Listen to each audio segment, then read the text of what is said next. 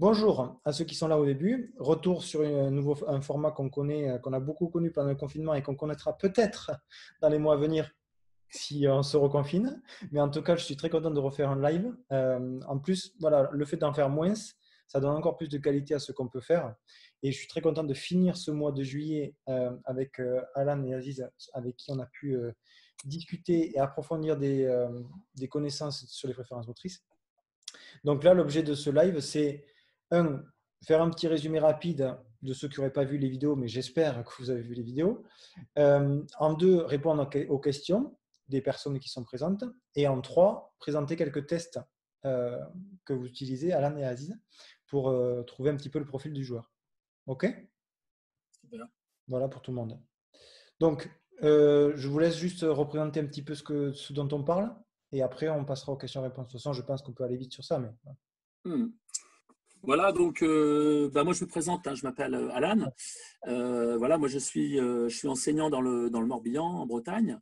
Je travaille dans plusieurs clubs et je travaille aussi pour la Ligue de Bretagne, notamment au niveau de la détection des tout-petits, etc. Et puis je me suis formé donc à l'approche Action Type, qui est une approche donc sur les préférences motrices et cérébrales et les motivations profondes. Voilà, donc pour ceux qui n'auraient pas vu en fait les entretiens, voilà, les préférences motrices, on en parle depuis maintenant plus de 30 ans quand même, c'est pas une nouveauté.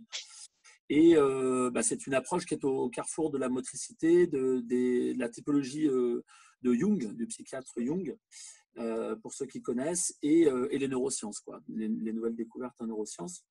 Donc juste pour dire que les préférences, on a tous une tendance en fait à agir et à réagir d'une certaine manière face à un événement.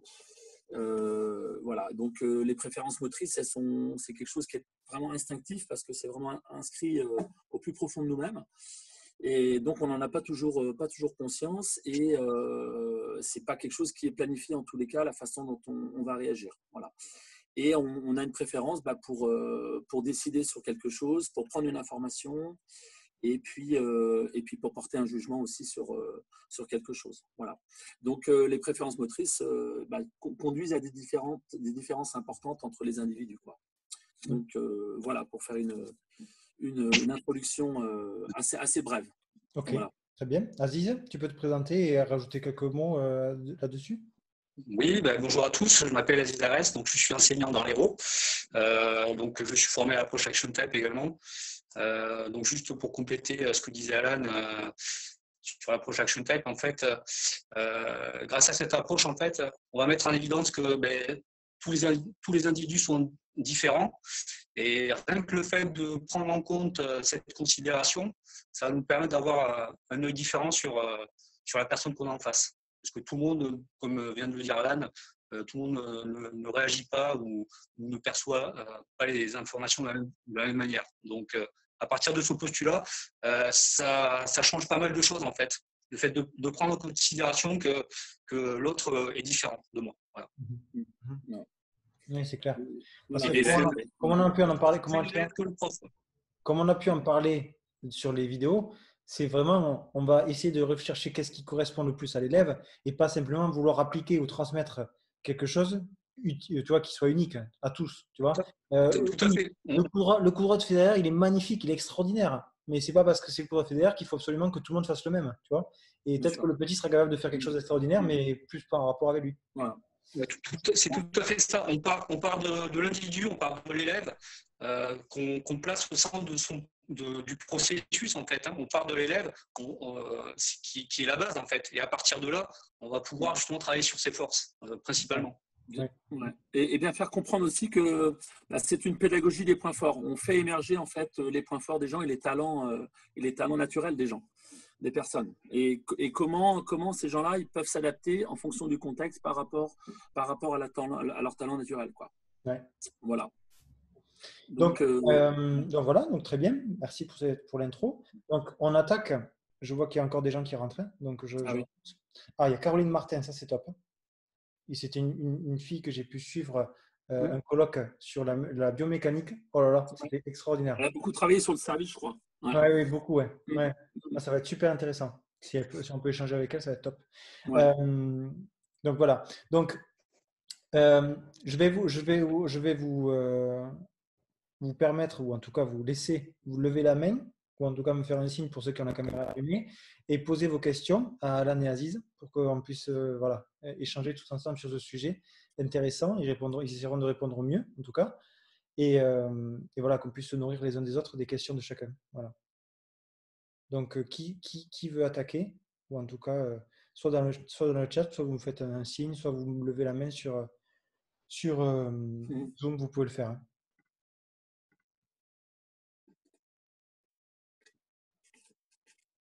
La première question, et c'est la plus dure.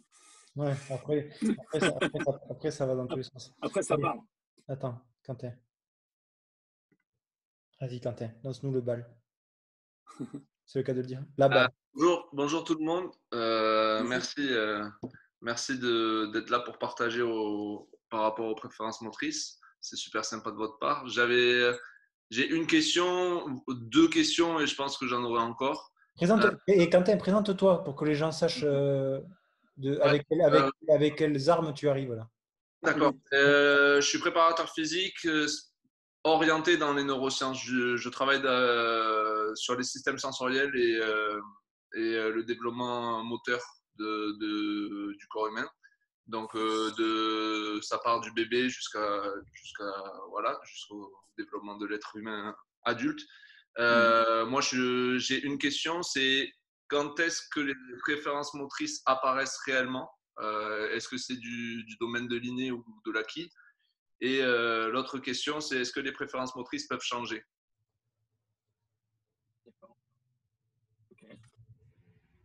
Je sais pas, Aziz, tu veux que je démarre ou? Bah, écoute, comme tu veux, vas-y, j'enchaînerai. Aziz, ton micro, il fait un bruit bizarre. Hein. Peut-être que tu es mal posé ou tu captes pas assez bien, je sais pas. Peut-être. Il y a un bruit de fond ou pas? Non. Il y a une sorte de résonance un peu. Ouais, ça grésille. En fait, je pense que le réseau aussi, il n'est peut-être pas top. Ouais. Donc sur le profil moteur, par rapport à ce qu'on avait pu en fait dire en formation, c'est que globalement le profil moteur, c'est un peu comme tout profil, l'âge d'or des acquisitions, on va dire, c'est 7-11 ans. Et apparemment, en fait, le profil moteur se définirait vraiment au-delà de 10 ans. Mais avant, il bougerait quand même pas mal ce profil. Voilà, c'est au niveau de la théorie. Voilà. Après, au niveau des motivations profondes, parce qu'on n'en a pas trop parlé, c'est vrai que dans les entretiens, les motivations profondes, apparemment, elles s'inscriraient in utero déjà. Ouais. Donc les motivations profondes, c'est toute cette énergie en fait psychologique et physique intrinsèque que nous avons en nous et qui nous permet de nous représenter le monde et savoir comment on se dirige dans ce monde. Voilà. Et donc c'est vrai qu'on n'a pas fait trop ce lien avec les motivations profondes dans les entretiens, mais c'est important parce qu'on en discutait tout à l'heure justement avec Aziz. Ces motivations peuvent accentuer ou peuvent au contraire atténuer un profil moteur. Voilà. Donc, je pense que ce qui est important en tous les cas de dire, c'est que ce profil, il va, à mon avis, beaucoup bouger entre 7 et 11 ans.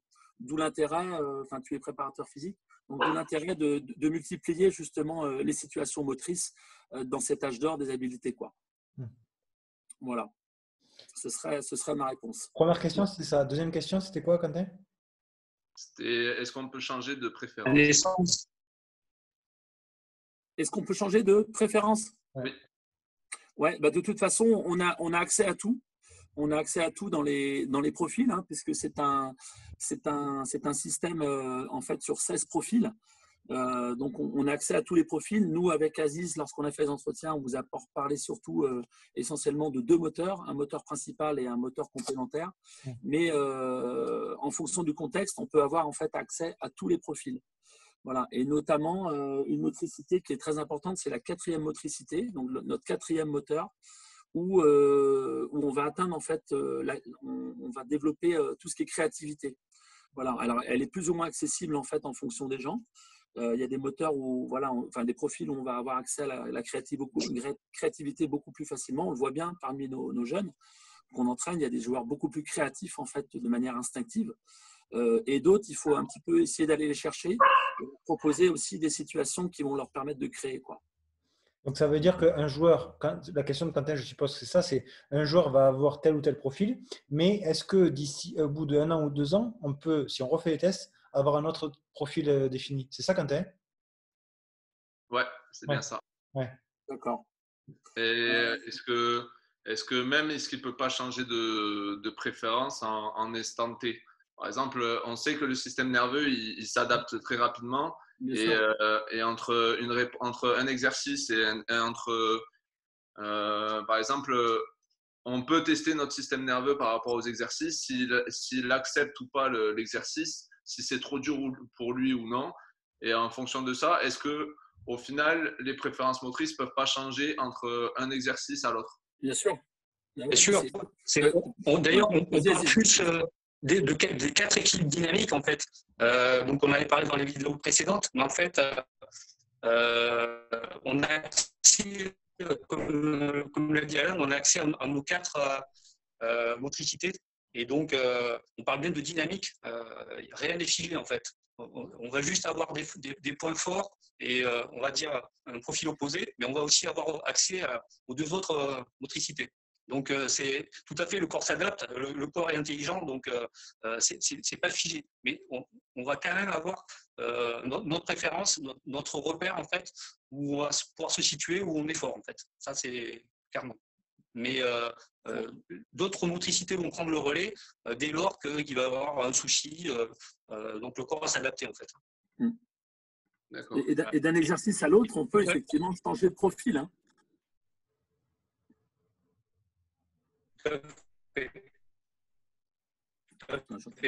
Si par exemple, je demande à un terrien de sauter, de faire beaucoup de sauts en extension, 20 sauts en extension d'affilée, il va switcher. Je vais te couper le caquet, Aziz. Et pour en revenir à ta question, la naissance des préférences, J'ai enlevé volontairement ta vidéo pour comme ça te consommera moins de débit et du coup tu auras une meilleure qualité audio. Ok. Donc sur les naissances des préférences, il semblerait que ça soit in utero que ça se passe en fait. Hein. La position du fœtus déjà peut donner une indication sur les chaînes musculaires en fait. La position, si le fœtus est plutôt recroquevillé, voilà. On va commencer à voir les premières chaînes musculaires. On parle de chaînes musculaires, mais les premières positions du fœtus qui peuvent avoir une incidence. Après, bon, ça, c'est des théories. Quoi. D'accord. Ok. Aziz, essaye de soit te mettre en Wi-Fi, soit te mettre en 4G, mais que ça capte mieux, quoi, parce que tu perds en qualité et ça grésille pour nous. Ok, ça marche. Ok. Essaye, trouve. Sinon, tu te déconnectes et tu te reconnectes à là, c'est bien. Là. Mais en tout cas, déjà, la caméra en moins, ça fait du débit. Bon. Ok, Quentin, ça a répondu?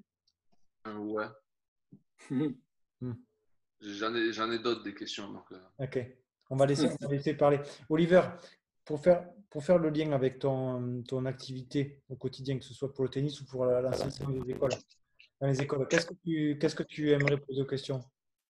Moi, si tu veux, au niveau des tout petits, moi j'entraîne aussi les 4-5 ans. Ouais. Au niveau au niveau de développement motrice, prioritaire. Qu'est-ce qu'on doit faire? Est-ce qu'on doit s'occuper du bas ou du haut? Ou des deux? Alors là, en fait, à mon avis, ce qui est important, c'est d'essayer, en tous les cas, de faire découvrir le profil naturel en fait à l'enfant. Donc le côté aérien et terrien, à mon avis, ça c'est primordial. Ouais. Parce que ça va enclencher en fait, comme disait tout à l'heure Aziz, tout ce qui est chaîne musculaire en fait antérieure. Donc c'est-à-dire que les enfants terriens naturellement sont plus renforcés sur l'avant du corps et les enfants aériens plus naturellement renforcés en fait sur le haut du corps, sur l'arrière du corps, pardon. Donc parce qu'en fait ce système de terrien-aérien va avoir des conséquences déjà sur la façon de fonctionner au niveau de l'équilibre, au niveau de la gravité. Donc certains vont aller avec la gravité, comme les aériens, et les terriens vont aller contre la gravité. Donc à mon avis, ça déjà, savoir comment l'enfant fonctionne sur le plan de la marche, hein, marche par le haut, marche par le bas, à mon avis, ça c'est prioritaire. Et le deuxième point, le plus important, à mon avis, on en a parlé dans le deuxième entretien, c'était, je ne sais pas si tu as vu la vidéo, et les entretiens, c'était sur le point mobile. Donc, cette recherche un petit peu de zone d'énergie au niveau de la colonne, soit au niveau de la dorsale numéro 8, donc le point de rotation en fait de la colonne, ou est-ce que le point de rotation est plutôt en bas au niveau de la lombaire 5 ? À mon avis, il faut… Voilà. Parce que ça, c'est des éléments… alors, le point mobile, c'est des éléments qui sont contextuels, c'est-à-dire que c'est vraiment fonctionnel, ça ne bouge pas du tout, quoi. Même quand on bascule sur un autre profil. Donc, à mon avis, ça, c'est important. Alors après, les tests, faudrait que c'est pas facile par téléphone comme ça, mais effectivement, de pouvoir tester les enfants déjà sur le plan de la marche. À mon avis, ça, c'est quelque chose d'assez simple à mettre en place. Voilà. Ok. Hein, donc, je ne sais pas, Aziz, si tu veux rajouter quelque chose. Non, ok. Ok pour moi. Ok. Ouais. Le micro aussi a l'air ok. Ouais. Ouais, on t'entend bien. Tu peux me remettre la vidéo alors peut-être faire un test. On fait un test. Ouais.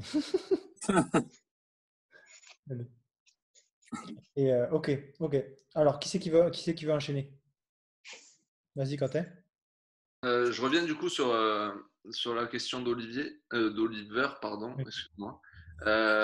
Du coup, vous conseillez de spécialiser les enfants à 4-5 ans, en fait, en fonction de leur préférence, de ce que, comme vous voyez, s'ils sont en terrien ou aérien. Est-ce que vous conseillez du coup, là vous conseillez pour les aériens, j'ai oublié peut-être travailler le haut et pour les terriens travailler le bas. Donc vous créez quand même une spécialisation à cet âge-là, ou faut quand même vous conseillez quand même de travailler toute la motricité globale? Pour moi, pour des enfants qui se connaissent encore pas très très bien, c'est important d'avoir, je pense, un repère déjà sur le plan naturel. Déjà de voir comment ils fonctionnent, on va dire à 70 ou 80%, pour ensuite pouvoir partir sur quelque chose de beaucoup plus global et complémentaire et continuer à leur faire découvrir effectivement plein de situations, quoi. Mais je pense que c'est un peu comme une boussole en fait, d'avoir ce cap un peu. Savoir que de toute façon, on a une base solide où on va développer des points forts grâce à son point d'ancrage un petit peu. Donc ce repère, quelque part ce repère. Quand on prend un petit peu un match de tennis, par exemple au 3e set, on va se rapprocher de son côté naturel, quoi. On va vraiment se rapprocher de ce qu'on maîtrise le mieux. Donc on est vraiment sur ses préférences, sur ses coups forts, quoi. Donc je pense que même pour les petits, il leur faut un repère. Par exemple, si on prend le côté aérien, voilà, on va essayer justement de renforcer et de faire découvrir ce côté aérien à l'enfant. Voilà. D'accord. Voilà. Ok. Aziz, je ne sais pas si tu veux. N'hésite pas à rajouter. Ouais, tout à fait. Alors, évidemment de manière ludique, mais évidemment, l'enfant va pouvoir explorer toutes les motrices, on va pouvoir peut-être travailler certaines choses en particulier, mais après, bon, il faut laisser l'enfant aussi libre, quoi. Surtout les jeunes, quoi. Surtout les petits, ouais, il faut qu'ils se découvrent aussi. Bien sûr. Certes, il faut leur montrer des chemins, mais pas nécessairement lui prendre par la main pour qu'il aille dans ce chemin-là. Bien sûr. Que ce soit dans le tennis et puis explorer d'autres activités sportives chez les jeunes. D'où l'important de ne pas spécialiser trop vite les enfants, quoi. C'est trop tôt dans une discipline.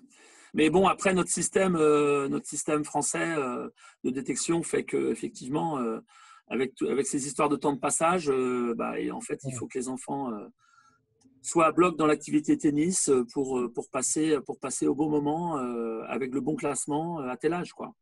Donc, c'est tout le souci de notre système. Hein. Ouais, c'est clair. C'est-à-dire que quand on voit à l'époque, quand il y avait Arnaud Clémence et Sébastien Grosjean qui ont dit nous, on a fait énormément de sport co, quoi. Et énormément de sport co. On jouait beaucoup au tennis, forcément, on s'entraînait beaucoup, mais ils ont développé des qualités motrices et physiques extraordinaires grâce aussi à leur sport co, quoi. Et quelqu'un qui a été interviewé sur le site, Hugo Gaston, qu'on voit un peu à l'image et à l'honneur en ce moment parce qu'il fait des super matchs sur le trophée FFC là, sur l'interview qu'on a pu faire ensemble, et il a dit, Marc, son entraîneur qui était avec lui, disait quand il était petit, les cycles de préparation physique, c'était pas des cycles de préparation physique que pour le tennis. Et à l'intérieur, il y avait beaucoup de sports. Donc du ski, je ne sais pas ce qu'il avait fait, l'escalade, de la boxe, tout ça. Voilà, il allait faire plein de sports quand il était petit. Et il ne savait pas, ils avaient certes en tête, il devait avoir quelque chose en tête de l'amener très loin. Mais en tout cas, il n'avait pas pour ambition que ce soit directement le champion du monde de tennis. Et il a fait plein de sports quand il était petit. Et Hugo nous l'a dit, ça m'a servi et ça me sert encore. Bien sûr. Sur le plan du système nerveux, ils ont développé des connexions, bien sûr. Tout à fait. Une spécialisation trop jeune va appauvrir la motricité, ça c'est évident, quoi. Oui, c'est clair. Il faut laisser faire. C'est l'histoire de la petite boucle et de la. Ça a mieux le son ou pas? Un peu mieux, mais ta caméra, c'est pas. Ça pompe un peu, mais c'est pas grave. Et c'est l'histoire de la petite boucle et de la grande boucle. De toute façon, ils sont plutôt à l'aise dans leur grande boucle. Et quand ils vont travailler sur des choses qui ne sont pas trop à l'aise, il faut quand même tu développes la grande. Exactement. Voilà. Et plus tu vas aller sur la petite boucle, et puis plus tu vas fluidifier les passages, et plus tu vas aussi augmenter ta grande boucle. Donc tu vas renforcer tes points forts et tu amélioreras tous tes côtés entre guillemets vulnérables. Oui, Oliver. Oui, ça veut dire que souvent on doit entraîner les enfants au niveau physique. Ça veut dire que ce serait une préférence de faire un autre sport. Elles ont du tchoukball, elles ont du basket, elles ont du hand. Alors. Bien sûr. Bien sûr. Juste un entraînement physique. Okay. Bien sûr. Ouais, c'est clair. Ouais, moi, je vois pas comment un enfant, mais c'est pour ça, c'est bien à l'école qu'on fasse plein de sports, mais encore plus.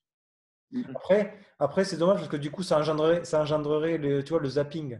C'est un peu chiant parce que tu vois, si les enfants, toutes les minutes sont en train de changer, bon, les parents, je pense que derrière, tu te dis, le petit, il dit à l'école, on a fait ça pendant un cycle, derrière, ça rechange. Bon, je peux entendre aussi ça. Non, mais ceux qui réussissent, c'est ceux qui sont motivés par le sport, par son sport. Exactement. Le plaisir est un moteur, donc c'est sûr. Exactement. Quentin, qu'est-ce que tu voulais dire? Je sais plus. Ok. J'ai oublié. Je vois une main levée. Hop, j'ouvre le micro. Simba. Bonjour à tous. Bonjour. Alors, je sais pas, je sais pas si c'est dans le sujet, mais je voulais savoir comment expliquer qu'une personne, par exemple, marche par le haut, aura plus de blessures justement, par exemple, aux ischios, alors que c'est son point qui doit être le plus fort. Est-ce que c'est normal du fait que justement les ischios jambiers sont du coup sollicités justement par le fait d'être contre la gravité, ou voilà, ou c'est pas du tout normal, étant donné que normalement la chaîne postérieure doit être son point fort. C'est intéressant ça. Après, si une personne se blesse en étant, on va dire, si tu l'as testé, donc aérien par rapport à ce que tu dis, donc si tu l'as testé aérien et si elle se blesse, c'est peut-être que cette personne, si tu veux, reste trop souvent en fait aussi dans son profil moteur préférentiel. C'est-à-dire que le corps, il est obligé de récupérer dans sa petite boucle, donc dans son deuxième moteur. Donc, pour récupérer, il faut que cette personne, elle passe aussi sur un côté terrien pour justement récupérer et faire relâcher un petit peu tout l'arrière du corps. Voilà. Et du coup, ce sera plus l'avant du corps qui va fonctionner. Donc là, tu peux détendre et relâcher tout l'arrière du corps si tu passes dans la petite boucle. Ça peut aussi venir de ça, la blessure. La souplesse aussi.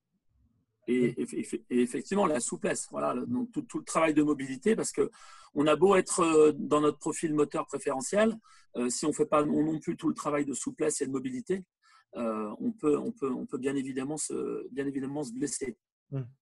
Voilà, donc il faut laisser le corps récupérer et passer de l'un à l'autre aussi, quoi.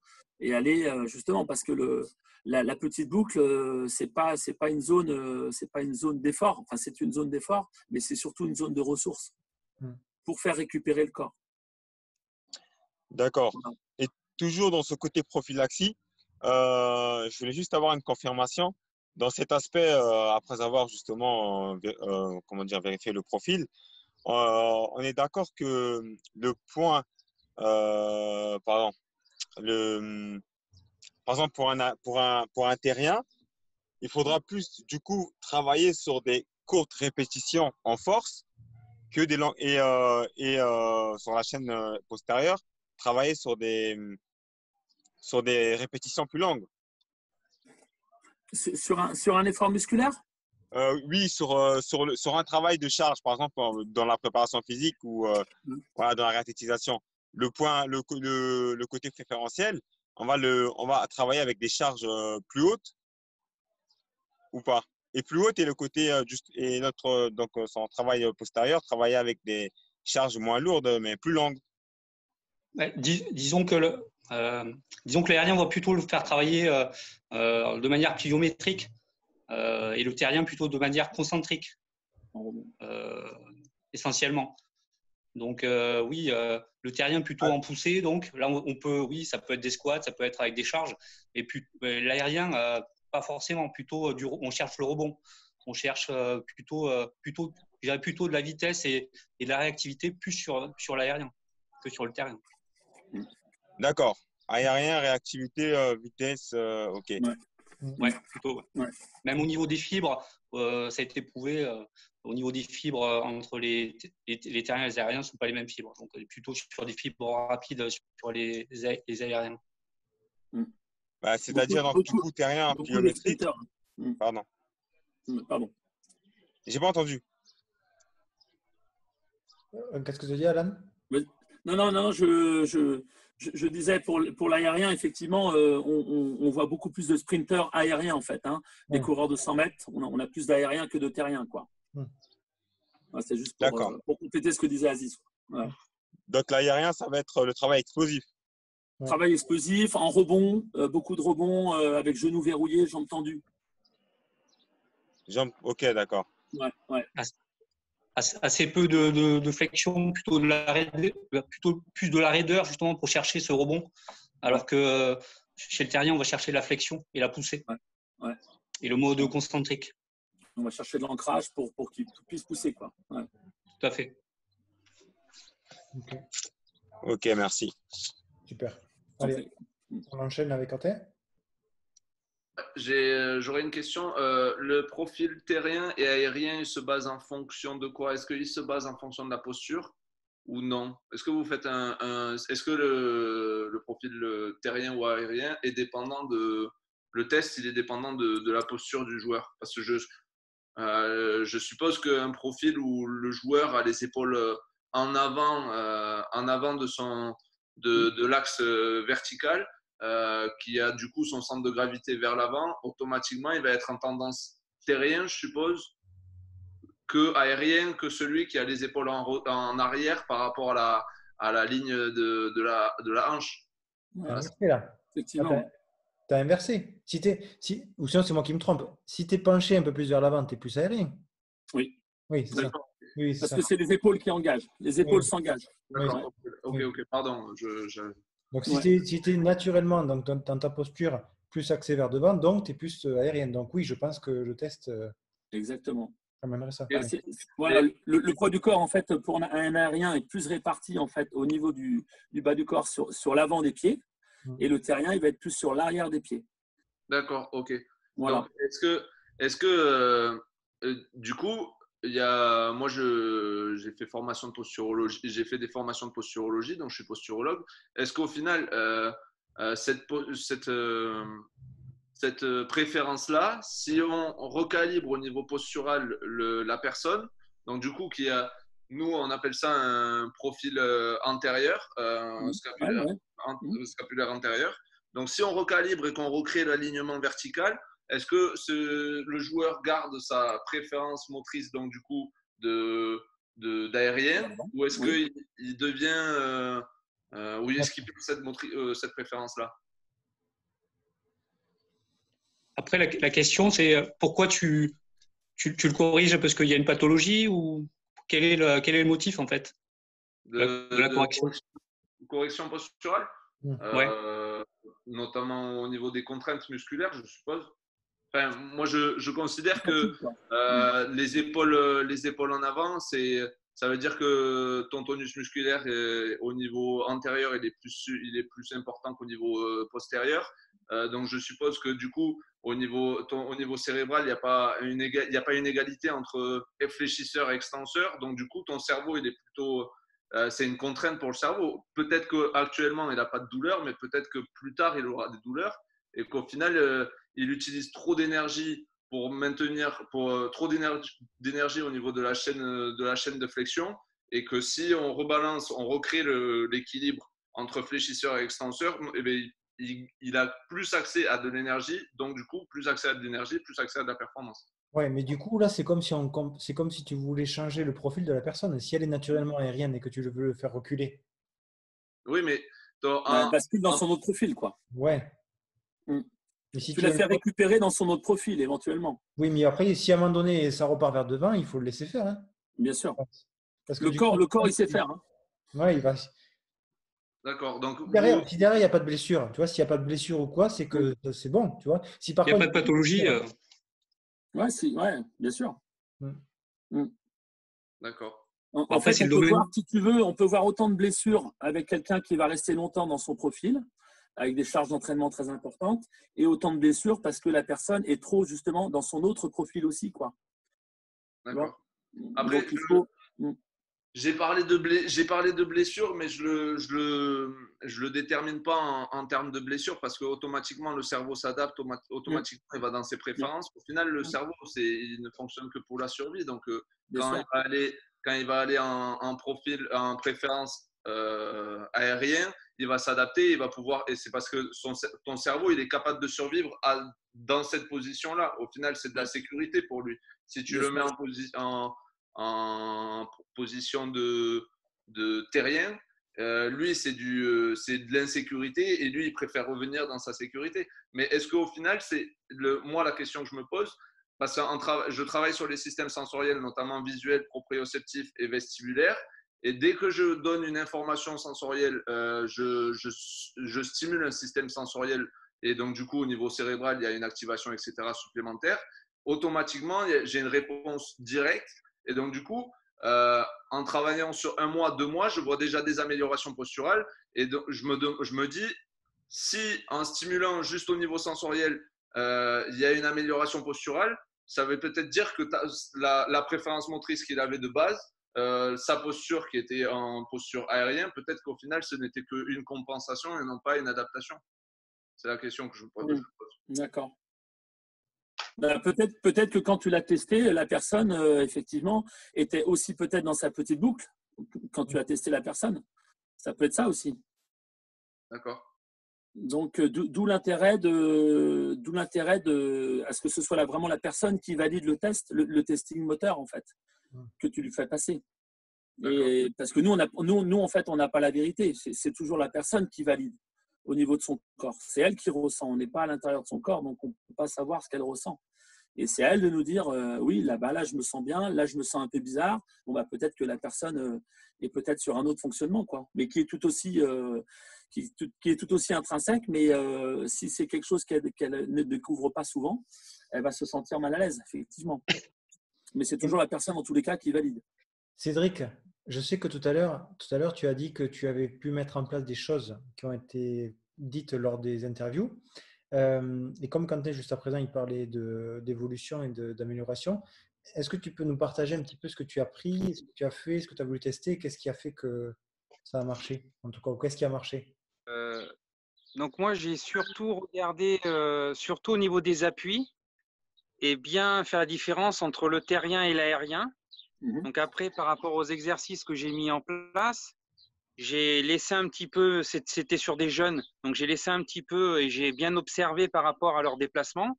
Et après, ce que j'ai fait, c'est que j'ai fait surtout des correctifs par rapport à s'il fallait qu'il soit plus ancré au sol, parce que j'ai considéré qu'il était aérien. Donc, je lui ai dit d'être vraiment beaucoup plus ancré et faire un travail de concentrique.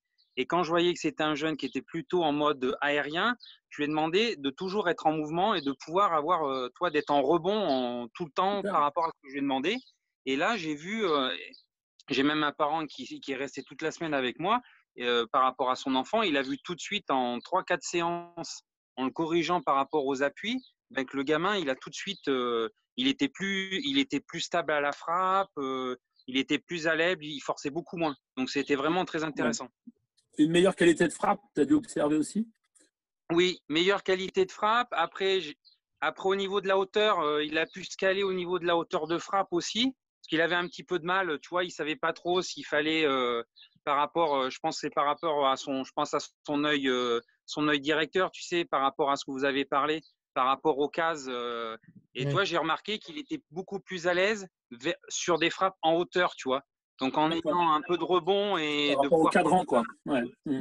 Donc, du coup, il était beaucoup plus à l'aise, même contre des enfants qui avaient 2-3 ans de plus que lui et qui frappaient fort, tu vois. Ok. Très bien, super. Ouais. Très bien.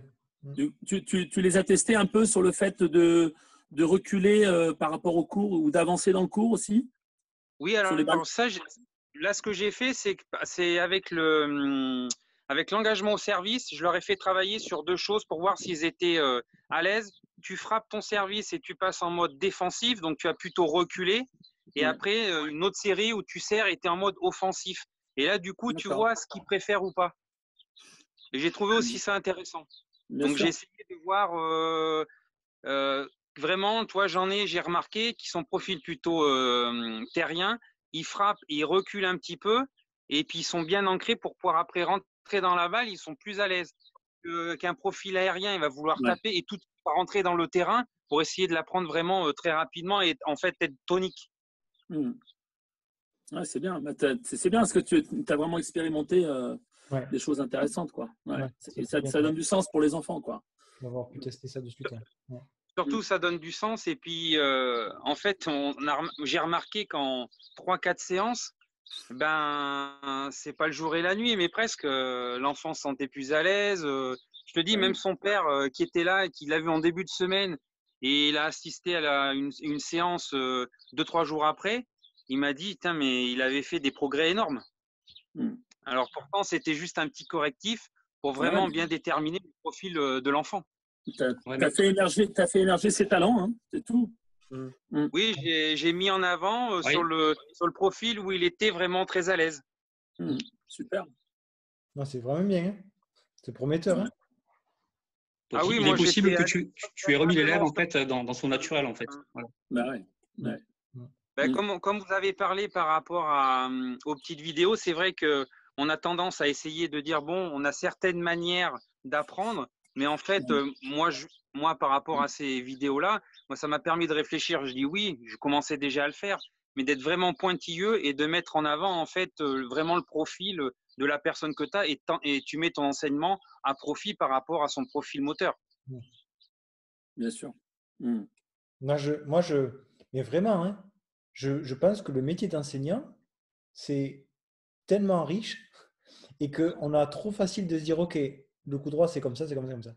Alors que quand tu vas voir le docteur, il ne te dit pas, ah ben vous toussez, donc vous avez ça, et vous devez le soigner comme ça. Non, il dit, vous avez quoi exactement? Donc vous avez ça, vous ressentez ça, depuis combien de temps? Qu'est-ce que ça vous fait? Est-ce que vous avez là? Et il creuse. Et bien nous, on devrait creuser à chaque fois comme ça, prendre dans notre boîte à outils d'enseignant l'outil adéquat, le correctif ou la situation d'entraînement qui fait que ça s'améliore. Et là, on serait… Bon, voilà. Là, pour moi, là tu es un super enseignant. Tu fais ça, tu es un super enseignant.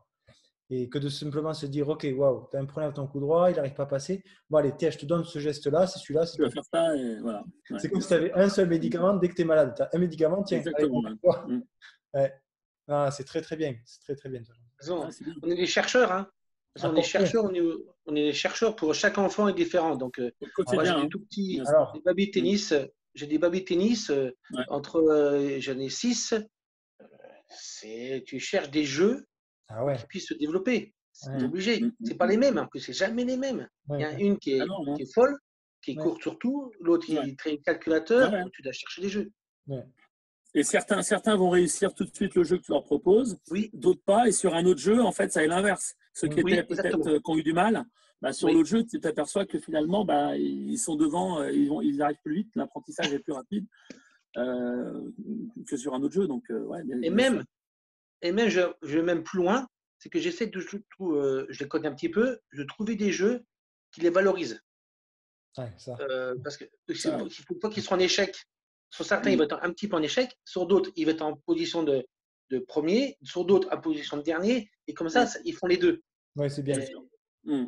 Et je trouve que c'est Il pas faut mal. toujours veiller, je pense qu'il faut toujours veiller dans un groupe à ce que l'enfant, ça éviterait que peut-être plus tard il y en ait qui se la pètent un peu trop, mais il faut toujours veiller à ce que l'enfant, des fois, il perde, quoi. Tu vois, mais il faut pas que, voilà, en fait, il faut pas lui mettre des fleurs quand il gagne et il faut pas le rabaisser quand il perd. Mais il faut qu'il puisse vivre toutes les émotions, surtout quand il est petit, qu'il faut qu'il découvre tout ça, quoi. Parce Bien que sûr. si les enfants qui sont complètement couvés par les parents, ah oui, mais ça, c'est pas grave, c'est pas grave, c'est pas grave. Une fois qu'il est grand, qu'il est ado, qu'il veut se responsabiliser et que là, ça tombe, voilà, c'est fini. Hein. Voilà. C'est pour C'est ça. clair. Et moi, pourtant, je sais que j'aime bien valoriser, j'aime bien aider, j'aime bien être positif. Mais c'est pas les aider non plus d'être trop positif parce que le jour où ils font leur premier tournoi, par exemple, et là, qu'ils prennent une branlée, ah ben là, là, c'est compliqué pour les garder derrière parce que sinon, Ouais. ouais, c'est vraiment. Bah, Voilà. de toute façon, le sport en compétition, c'est une école de la frustration en général. Ah Hein. ouais.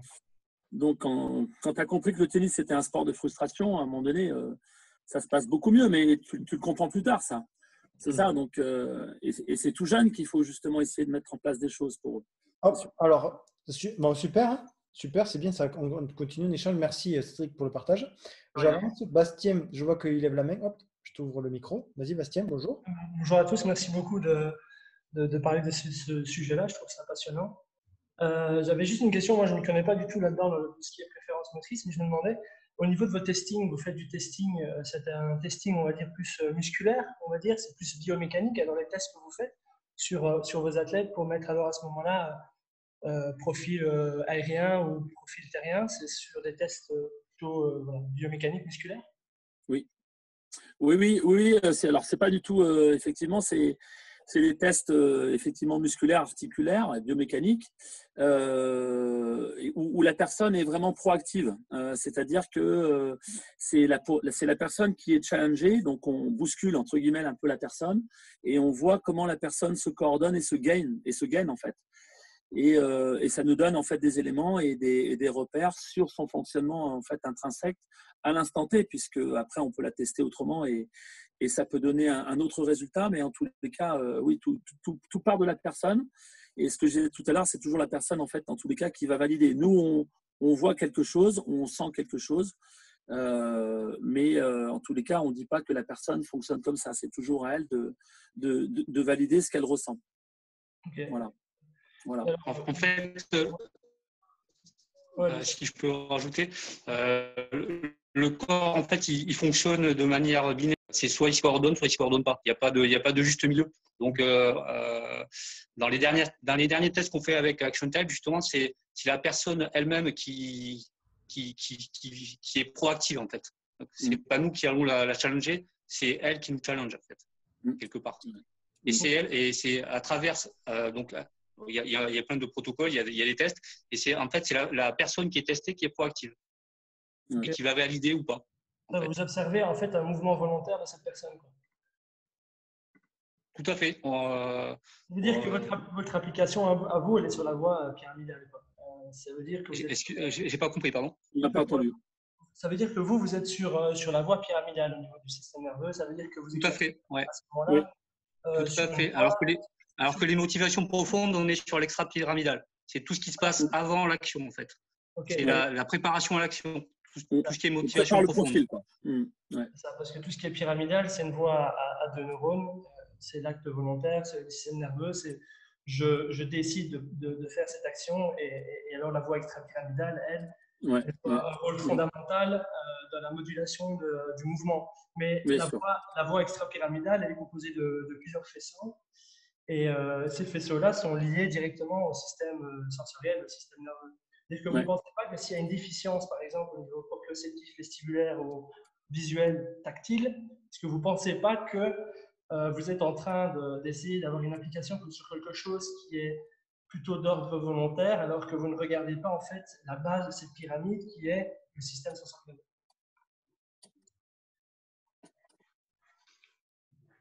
Voilà, c'est ma question. Alan, je te laisse répondre. J'ai pas de. Là, honnêtement, à chaque fois que j'ai testé des gens, bon, après, j'ai pas non plus une très grande expérience, mais j'ai jamais testé de gens avec des pathologies. Hein. Non, mais pas besoin de pathologie pour avoir un problème proprioceptif, vestibulaire ou même tactile. D'accord. On peut voir qu'il y a des gens qui ont des hypersensibilités au niveau des pieds et qui peuvent Ouais. amener à un valgus au niveau du pied parce qu'il y a une hypersensibilité au niveau du pied. On peut avoir des gens qui ont des problèmes proprioceptifs, c'est-à-dire qu'ils n'ont pas vraiment de conscience d'eux-mêmes dans l'espace, parce que la proprioception, ça n'a rien à voir avec l'équilibre. La proprioception, c'est la capacité que j'ai à me représenter dans l'espace sans avoir une composante visuelle. Mais Ouais. cette proprioception-là, elle doit être… On est tous passés par des stades de développement sensorimoteur, sensoriel, avant sensorimoteur, c'est sensoriel. Mais c'est ça que je me dis que si l'enfant a eu une étape, plusieurs étapes, a été zappé par cet enfant, est-ce que plus tard, est-ce que cette personne-là aura certainement des problèmes, alors à ce moment-là, comme on dit, de coordination, de psychomotricité. Et j'ai souvent cette tendance à l'observation qu'on a tendance à mettre trop facilement les gens dans des boîtes par une observation qui est sur, encore une fois, le système pyramidal, le système extra-pyramidal qui… Alors, voilà, c'est pour ça que je me dis que quand vous observez quelqu'un, pour moi, vous devez absolument… Parce que votre démarche, elle est bien, mais je trouve qu'elle est un petit peu incomplète parce que si, par exemple, vous parlez d'œil dominant, c'est une chose d'avoir un œil dominant, mais il faut aussi avoir une bonne acuité visuelle, c'est une chose. Il faut avoir les yeux qui répondent, les muscles autour des yeux, il faut que ces deux muscles-là autour des yeux répondent correctement à gauche et à droite. Mais si par exemple l'enfant a déjà un problème de convergence oculaire, ça veut dire qu'il y a une information sensorielle qui passe plus de l'œil gauche, imaginons, et pas assez de l'œil droit, ben, ça pourrait biaiser tous vos tests parce qu'en fait, ce qui se passe, c'est que l'enfant, ben, il est dans une préférence, comme vous dites, mais cette préférence-là, avant d'être motrice, elle est d'abord, entre guillemets, le problème est d'abord sensoriel. L'être humain est bio avant d'être biomécanique, hein, c'est sûr. Oui, il est sensoriel avant. Ouais, bien sûr. Non, mais tout à fait d'accord avec toi. Après, on pourrait même parler de tout ce qui est réflexe archaïque. Oui, bien sûr, c'est la base. Non intégré. Donc après, bon, nous, on est éducateur sportif, on est entraîneur. Donc, moi aussi, si on peut remonter un petit peu, tant mieux. Hein, si on peut voir des réflexes non intégrés, on peut apporter des solutions. Mais après, on n'a pas à répondre sur tout, évidemment. C'est comme avec les enfants 10, c'est pareil, hein, 10 orthographique, etc. Hein, donc, oui, mais souvent, quand on dit qu'un enfant est 10, souvent, c'est parce qu'il y a un problème de réflexe. En fait, il faut revenir à la base. Je pense que les réflexes archaïques, c'est la base de tout. Et on peut, en fait, en plus de ça, on peut se rendre compte de certains enfants, alors à ce moment-là, qui peut aussi biaiser peut-être vos résultats de aérien ou terrien, parce qu'en fait, cet enfant a un réflexe archaïque ou plusieurs réflexes archaïques présents. Et le RPP, par exemple, qui est le réflexe paralysé par la peur, qui peut biaiser en fait tout le reste, biaiser tous les autres réflexes. Exactement. C'est pour ça que je me pose la question à me dire, ok, on peut avoir une application, on peut mettre les gens dans des boîtes. Moi, je ne crois pas trop au fait de mettre les gens dans des boîtes. De toute façon, vous l'avez dit quand même tout à l'heure, qu'on pouvait voyager lors de ses préférences, mais on peut voyager de ses préférences, mais savoir ces préférences-là, mais elles sont liées alors à ce moment-là sur des mouvements. On peut avoir une préférence sur de la motricité fine, mais pour moi, on ne peut pas avoir de préférence sur de la motricité globale. C'est pas possible. Pour moi, une préférence, avant que ce soit une préférence, il y a une adaptation ou une inadaptation à quelque chose qui est beaucoup plus archaïque. Ça, c'est mon avis personnel. Moi, ce que vous apportez, je trouve ça très intéressant. Je m'y intéresse parce que c'est ça qu'il faut faire. C'est une formation n'est pas meilleure qu'une autre. Une formation va compléter une autre et vice-versa. Et c'est pour ça que c'est bien de prendre un peu de ce que vous dites, de prendre un peu des réflexes archaïques, de prendre des neurosciences et de jumeler un peu tout ça. Ça veut dire que les gens qui nous écoutent, c'est un peu le conseil que j'ai envie de vous dire, c'est ne pensez pas qu'un système est le système. Ouais. Non, bien Le sûr. système nerveux et les neurosciences, c'est très compliqué. Et il ne faut pas mettre, pour moi, les gens dans des boîtes. Et moi, j'ai ce problème avec, juste ce petit problème-là avec les préférences motrices, c'est rien et rien. Pour moi, ça veut pas dire grand-chose, mais ça, c'est mon avis personnel. En tout cas, je voulais Enfin, au niveau de l'approche, on est loin de mettre les gens dans les boîtes, hein, au niveau de l'approche. Comme j'ai dit tout à l'heure, vous avez dit que ça bouge. Mais Ouais. vous voyez, c'est rien et Parce que rien. c'est les gens qui valident en fait, hein, leur profil en fait. Bah oui, parce que c'est eux qui sont maîtres de leur système nerveux. Donc, s'ils sont proactifs, en fait, ils mettent en place les systèmes. Mais ce que tu dis, c'est juste, effectivement, s'il y a des réflexes archaïques qui sont pas intégrés, effectivement, ça peut biaiser, certains tests. Même un souci vestibulaire, on va dire au niveau de l'oreille interne ou proprioceptif. De toute façon, le système proprioceptif, tactile, visuel et vestibulaire, ils sont ensemble, c'est une famille. Bien sûr. Ouais. Quentin, le positionnement de la tête, etc. Bien sûr. Ouais. Quentin, vas-y.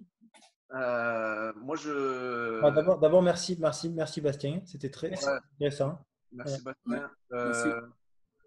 Moi, je reviens un petit peu sur la question d'Oliver sur qu'est-ce qu'on fait en termes de développement moteur pour des enfants de 4-5 ans.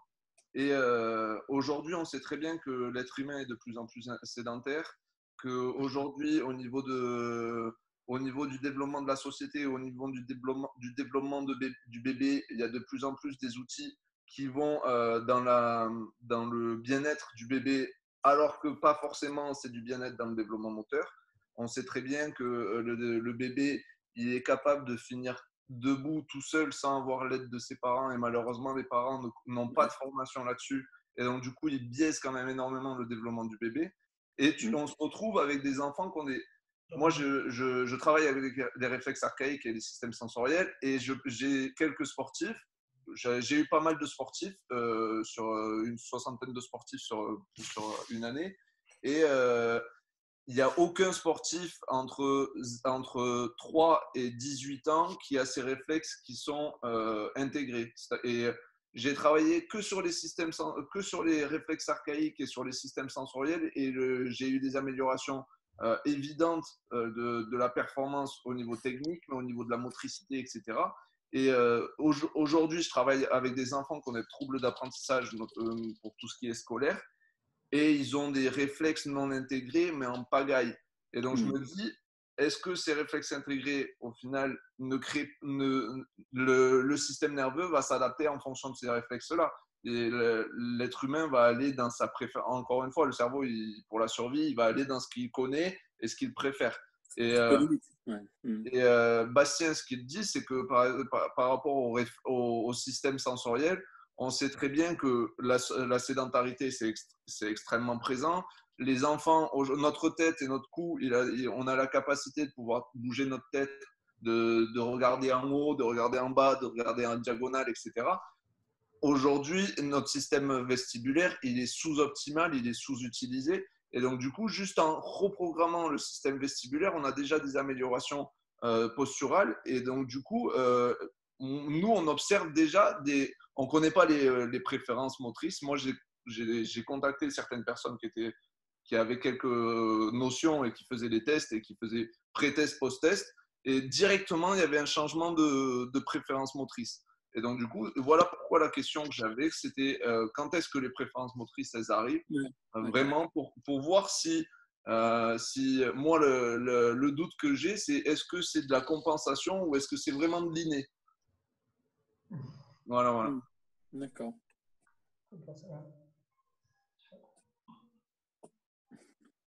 OK. Quand tu dis compensation, tu dis appris? Comment? Quand tu dis compensation, non, en fait, quand je dis compensation, je dis qu'au lieu d'être optimal, il va être optimal dans quelque chose qui n'est pas… moi, je le considère comme ça. Après, peut-être que je me trompe. Quand je dis compensation, c'est que je dis qu'en gros, la personne va aller dans une préférence à lui, où le système nerveux connaît toutes les informations au niveau sensoriel, mais que ce n'est pas forcément il n'a pas forcément accès à tout son système. Voilà. Et que, par contre, quand je dis adaptation, c'est que là, il fait évoluer son système. Il a enrichi son système. Parce que, par exemple, au niveau proprioceptif, des angulations articulaires, notamment sur les rotations internes, externes de l'articulation de l'épaule, si le cerveau n'a pas accès à ces amplitudes-là, que pour lui, c'est des amplitudes qu'il ne connaît pas, parce qu'il faut savoir que dans le cerveau, il y a une map au niveau articulaire. Et donc, s'il n'a pas cet accès-là au niveau proprioceptif de ces angulations-là, automatiquement, il ne va pas y aller. Il va aller dans, du coup, une préférence, parce qu'il a accès à ce qu'il on va dire à 70%. Donc, s'il a accès à 70%, il va dans ces 70%. Donc, voilà, c'est ça, compensation, comme ça. D'accord. Ouais. Ok. On passe à. Est-ce que quelqu'un a encore des questions? Si c'est le cas, faites signe. Sinon, on passe à la présentation de quelques tests. Les gars? Ok. Oui. Allez, on y va. Alors, on peut vous proposer chez vous de faire quelques tests déjà pour bien faire émerger en fait tout ce qui est préférence. Donc, on en a parlé un petit peu en début d'après-midi avec Aziz parce qu'on s'est connecté. Alors, on souhaitait vous faire faire une expérience chez vous à la maison. Vous prenez une feuille de papier, un crayon. Et puis, vous écrivez la date d'aujourd'hui, une phrase courte, et puis vous signez de votre main dominante tout d'abord. Voilà, si vous pouvez le faire. Attends, laisse-moi le temps de le faire.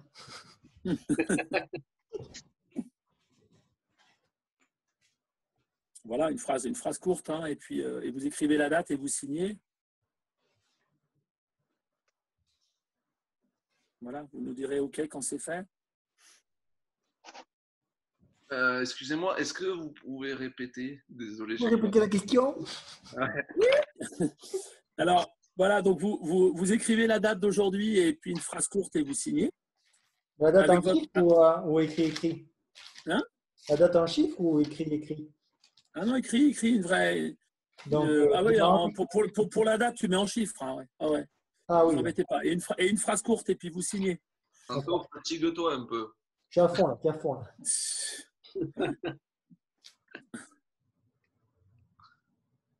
Voilà, et puis une fois que vous avez fait ça de votre main dominante, on vous propose de faire ça avec votre autre main. Moi, de toute façon, j'écris aussi mal de l'une que de l'autre. Ça va, c'est bien, tu as deux préférences. C'est pour ça que je travaille sur l'ordi, moi. Je travaille sur l'ordi, tout est en numérique, c'est facile. Vous pouvez écrire une phrase après? Ouais. Ouais, vous écrivez la même chose de l'autre main? La signature, ça va être épique. Ouais, je pense. Je pense. Signature? Oui, signature, Johnny. Voilà, ouais, vous signez. Et là, maintenant, on écrit de votre main. Voilà. J'ai zéro motricité, là. Non, c'est une motricité, c'est pas zéro.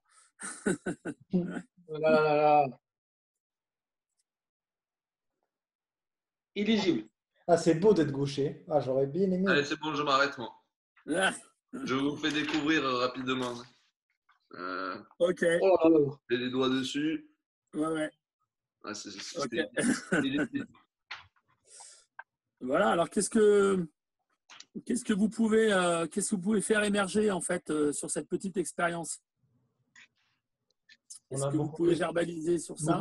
Beaucoup plus de difficultés à faire dans le deuxième cas que dans le premier, déjà. Ouais. Ok. Hyper compliqué. Ouais. Un Hyper côté fluide d'un côté. Oui, et pas du tout de l'autre, mais ça reste lisible quand même. D'accord. Donc en fait, on peut dire qu'on peut quand même écrire des deux mains. On peut le dire. Dans mon cas, oui, mais ça me prendrait plus de temps. Voilà. Donc un côté qui demande moins d'efforts pour de meilleurs résultats, hein, globalement. Oui, tout à fait. Voilà. Donc on n'a pas grand-chose à dire sur notre main habituelle. Efficient. On est efficient. Voilà, exactement. Hein, économique, efficace et efficient. Par contre, l'énergie se concentre sur tout ce qui est nouveau, hein, en fait. Oui. Donc voilà, donc c'est une des clés en fait des préférences motrices, c'est que ça nous permet de découvrir aussi de découvrir une autre manière de faire et que lorsqu'on expérimente les choses, eh bien, si vous faites ça tous les jours, d'écrire de votre main gauche ou de votre main droite, votre main entre guillemets non dominante, vous allez progresser. Vous allez progresser sur l'écriture. Et ça, vous pouvez le faire très très vite. Donc voilà. Mais c'est vrai que l'organisme se met en fait en économie et en efficience il choisit un côté. Parce qu'on ne peut pas non plus être à 100% à droite et 100% à gauche. Donc, ce serait beaucoup trop contraignant sur le plan énergétique pour l'organisme. Je pose une question. Vas-y, Olivier. Oui. Donc, j'ai quelques joueurs, ça arrive, c'est des cas un petit peu particuliers. Donc, ils sont droitiers, d'accord, ils jouent de la main droite, mais quand ils font un service, ils sont incapables de lancer la main gauche, ils lancent de la main droite. Ouais. Et après, ils servent main droite avec la raquette? Avec la raquette. Ouais. En fait, ils se la passent. Ouais. Ils sont incapables de lancer de la main gauche. D'accord. Ouais. Ils sont gauchers, ils servent à droite, c'est ça? Ouais, alors, ils sont droitiers. Ils sont droitiers, ils servent à gauche. Ils servent à gauche. Ils sont droitiers, mais en fait, ils lancent main droite, ils se passent la raquette dans la main qui était dans la main. J'en ai un. Alors, j'ai vraiment des cas un petit peu difficiles. J'en ai un, droitier, totalement droitier. Il fait tout de la main droite. Lancer la main droite, joue de la main droite. D'accord. J'en ai un autre, il est droitier. Il joue de la main droite. D'accord. Il lance de la main droite, mais il sert de la main gauche. Ouais. Et c'est un petit peu particulier ou pas ça? Est-ce que c'est normal? C'est particulier, mais après, je pense que c'est pas. Les préférences motrices, là, c'est difficile. Après, il faut savoir qu'il y a des joueurs en fait qui ont la force d'un côté et la précision de l'autre aussi. Moi, je connaissais quelqu'un en fait qui servait pas fort, avec beaucoup d'effets, mais pas fort, main droite. Et par contre, quand il devait se matcher, en fait, il changeait, il prenait à gauche. Il prenait main gauche parce qu'il se matchait très très fort. D'accord. Et donc voilà, donc ça peut aussi être ça, donc précision à droite ou force ou puissance à droite ou inversement. Ensuite, une dernière petite chose. Donc là, on a fait un petit peu de la main droite. Donc ça veut dire que, en général, si tu écris de la main droite, est-ce que tu as ton pied droit qui est fort ou ton pied gauche qui est fort? Ou ça peut être des deux côtés? Non, pas forcément. Ça peut être une latéralité en fait croisée. Il y a des gens qui sont très organisés tout à droite entre le bas du corps et le haut du corps. Comme on l'a vu dans la vidéo, les profils conceptuels aériens, le profil C. Maintenant, il y a des profils qui sont totalement à gauche. Donc, tu peux aussi avoir un droitier qui est très organisé à gauche sur un R, par exemple. Il est très organisé à gauche sur le bas du corps, mais il peut être droitier. C'est mon cas, par exemple. Je suis un R, moi, très organisé à gauche au niveau du bas du corps. Et par contre, je suis complètement droitier, quoi. D'accord, ok. Voilà. Donc, voilà. Et après, il peut y avoir des gens beaucoup plus homogènes ou qui sont tout à gauche, quoi, par exemple. Nadal, il est tout à gauche quand il joue au tennis, c'est un R. Voilà. Et pourtant, droitier et droitier dans la vie. Et droitier, Droitier dans la vie et il joue main gauche au tennis. Ouais. Apparemment, il écrit main droite, hein, effectivement. C'est extraordinaire comme ça. Ça va être sympa de voir Nadal. Tu le vois serrer la main à quelqu'un, main droite. Ouais. Il écrit main droite. Mais qu'est-ce qu'il fait? Ouais, c'est sûr. Ok. Donc c'est la richesse de la nature. Hein. Ouais. Premier test. Ok. Allez, encore un jeu. Allez, encore. Voilà. Je sais pas. Aziz, tu veux proposer un test? Oui, on peut faire le test. Ça va au niveau du son? De la chaise? Ouais, pas top. Pas top. Bah, vas-y, Alan. Je te laisse le test de la chaise. Ouais. Si mon son est meilleur, alors j'enchaîne. Ouais. On peut très simplement vous proposer le test des bras croisés. Voilà, vous croisez les bras. Et puis vous regardez comment vous croisez les bras. Voilà, est-ce que c'est le bras droit qui est en dessous? Est-ce que c'est le bras gauche qui est en dessous? On l'a fait sur on l'avait fait avec Anthony. Voilà. Et expérimentez, regardez ce qui émerge. Est-ce qu'il y a un côté qui demande plus d'efforts, moins d'efforts? Donc sans réfléchir, ça donne ça. Et Sans après, réfléchir, voilà. on essaye de faire l'autre côté, du coup. Voilà. Oula. Et du coup, là, c'est la merde. Voilà. Oui, Là, Il y a un côté où vous êtes focus. Au niveau oui. cognitif, il faut faire attention. Voilà, Ah oui, si vous oui. avez Il y a un expérimenté. côté, il y a un côté où il faut faire très attention. Il faut Voilà, réfléchir. c'est-à-dire, bon, vous êtes obligé d'être un peu plus focus sur le plan intentionnel, quoi. Ouais, Voilà. oui. Pareil, vous pouvez faire les mains croisées. Vous croisez les mains. Est-ce que c'est le pouce gauche ou le pouce droit qui est au-dessus de le pouce? moi, c'est pouce droit. Voilà, ça dépend des Pouce gens. gauche. Voilà. Ouais, Moi, moi, c'est pouce gauche. c'est le pouce gauche aussi pour moi. Voilà. Voilà, bah ça, c'est une préférence. C'est une préférence. Voilà. Après, est-ce que de ces tests-là, on peut en découler des choses tu vois, pour nous au tennis? Est-ce qu'il y a des choses qu'on peut faire? Pas sur ces tests de bras croisés, de mains croisées, je Ouais. pense pas. Ouais. Moi, moi, je les utilise pas pour le tennis en tous les cas. Ouais. Pas sur le court.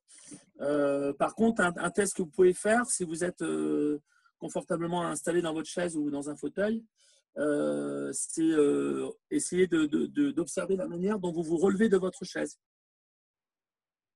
La façon naturelle de vous relever de votre chaise. Est-ce que vous penchez les épaules en avant pour vous relever, Ouais. ou est-ce que vous êtes plus en poussée au niveau des cuisses et du bassin? Voilà, vous pouvez l'expérimenter de chez vous. Est-ce que vous engagez les épaules, vous déséquilibrez vers l'avant pour vous relever, ou est-ce que vous êtes plus en poussée? Moi, je suis vers l'avant, hein. Ça, c'est sûr et Toi, certain. tu es vers l'avant, Anthony. Ouais. Pousser. En poussée? Ouais. En poussée, c'est Cédric? Non? Oui, Ah, Olivier. moi, je suis Olivier. en poussée, moi. Olivier, et toi, Cédric, en poussée? Oui, en poussée. Moi, je n'utilise pas du tout le haut, j'utilise que les jambes. Donc, du coup, ça D'accord. veut dire que Cédric, il est plutôt aérien. Il est plutôt terrien.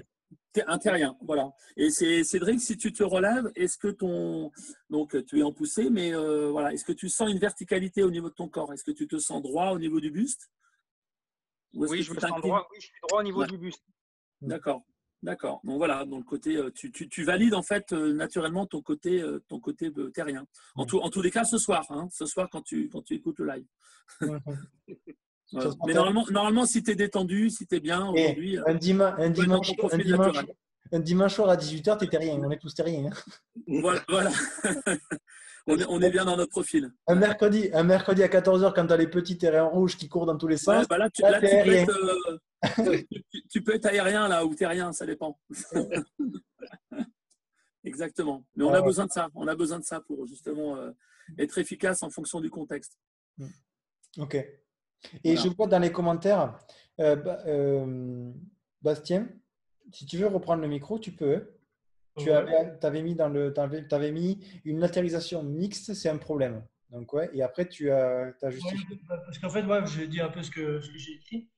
Parce qu'en fait, elle peut entraîner une incapacité à utiliser la zone cérébrale la plus efficace pour une aptitude donnée ou une compétition entre deux zones cérébrales. En fait, j'aime bien prendre ce cas de figure. C'est un peu comme avoir à l'avant d'une voiture deux personnes qui veulent à la fois conduire et copiloter. C'est-à-dire que pour moi, voilà, c'est un peu ça. Ouais. Tu veux dire que les deux prennent le lead et c'est compliqué, quoi. Oui, c'est ça. C'est ça qu'une latéralisation mixte peut entraîner, c'est ça. C'est au niveau du corps. Ça veut dire, ça engendrerait chez le joueur de tennis, parce qu'on parle tennis quand même, ça engendrerait chez le joueur de tennis des latences, tu vois, ou un temps de réaction peut-être plus long et du coup plus d'erreurs. Ça pourrait, ouais. Ça pourrait parce que l'information, elle est en compétition entre vraiment deux zones cérébrales. Ouais. Parce qu'on sait bien que l'hémisphère gauche a une dominance par rapport à certains mouvements, l'hémisphère droit a une autre dominance pour d'autres mouvements. De toute façon, les aires du cerveau, on sait bien comment ça fonctionne.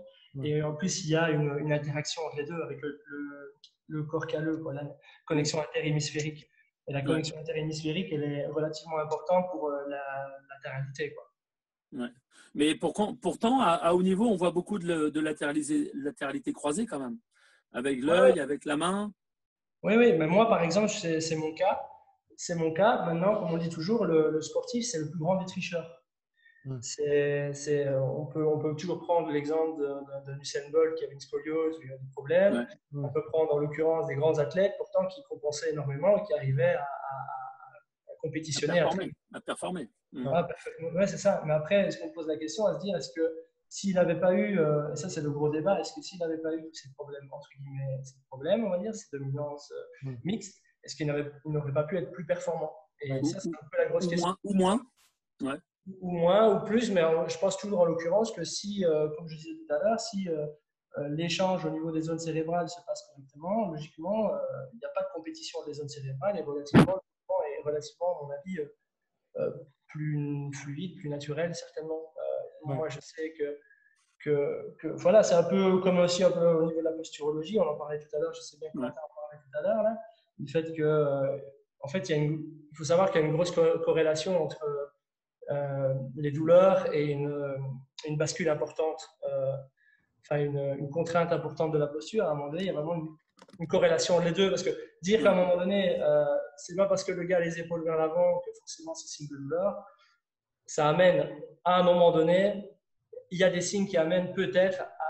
De toute façon, tu es dans un système où tu compenses. Et quand tu es dans un système où tu compenses, je ne pense pas que quand on prend sa voiture et quand on roule avec sa voiture et qu'on a un problème avec une roue ou un problème d'asymétrie avec sa voiture, à un moment donné, c'est sûr et certain qu'on use plus une partie de sa voiture que l'autre partie. Et je pense que le corps humain, ça représente un peu ça. Et que si j'ai une dominance sur un pied, par exemple, on appelle ça un pied disharmonique, ça veut dire que si j'ai un pied valgus et l'autre varus, est-ce que mon pied valgus qui n'est pas traité pendant des années, peut-être au début, je ne vais pas avoir de douleur, mais le problème, c'est qu'il y a la contrainte qui est quand même là. On sait qu'un pied valgus, il y a une contrainte directement sur le genou, sur la hanche, sur la colonne, etc. Et que ça crée des contraintes au niveau des genoux, etc., comme j'ai dit. Au début, peut-être qu'il n'y a rien, mais après, voilà, comme on dit, tu fonctionnes sur une contrainte, quoi. Et c'est pour ça que... surtout avec des charges d'entraînement importantes. Oui, ou des mouvements de la vie de tous les jours, des fois, parce que, comme il disait Quentin, le fait d'être sédentaire, la sédentarité, c'est la cause numéro 1 des problèmes de santé à l'heure actuelle, parce qu'elle amène l'obésité, elle amène des cancers, elle amène plein de problèmes. Et c'est simplement déjà être dans un système où la personne ne fait déjà pas assez de sport ou pas de sport. Si elle a en plus de ça une contrainte depuis toujours, parce qu'elle a le pied plat, par exemple, et qu'on ne lui a jamais dit qu'elle avait les pieds plats, à un moment donné, en vieillissant, c'est sûr que ça va pas s'améliorer. Voilà. Et en revenant un petit peu sur la latéralisation et le fait d'avoir une dominance, c'est logique d'avoir une dominance parce que c'est comme ça que ça se crée. Et on se rend compte qu'avec le bébé, c'est là que ça se crée en fait. La dominance, main gauche, main droite, œil gauche, les oreilles. Par exemple, quand vous prenez votre téléphone, moi, mon téléphone, je le prends à mon oreille droite. Pourtant, mon œil viseur est l'œil gauche. Je suis gaucher du pied et droitier de la main. Pourtant, j'ai fait du basket pendant des années, ça se passe relativement bien. Maintenant, est-ce que j'aurais pu être plus performant dans mon sport? C'est la grosse question, mais moi, c'est une grande question, hein. Moi, je pense que la question, elle est vite répondue. de mon point de vue, en tout cas. En tout cas, c'est chouette d'échanger avec vous. C'est super, c'est très riche, hein, c'est super. Merci, jeune entrepreneur. Merci. C'est cool. Si vous avez un autre test, un autre truc, c'est marrant. Oui, c'est sympa à faire. Vous en avez d'autres dans les cartons? Je ne sais pas si Aziz, on t'entend ou pas? Ouais. Non. Je ne sais pas. Ouais, si, on t'entend. Tu peux peut-être proposer le test de l'objet, tu en avais parlé. Ouais, après, c'est pas évident. On peut essayer, ouais. En fait, pour ceux qui sont devant un bureau, je ne sais pas si c'est le cas pour tout le monde, si vous avez un objet devant vous, la manière dont vous allez le prendre, vous allez mettre, vous allez être soit en pronation, soit en supination. Admettons, si j'ai une bouteille devant moi, je vais la prendre soit comme ça, en pronation, je ne sais pas si on entend là, soit en supination, avec une ouverture. Donc là, c'est des préférences aussi.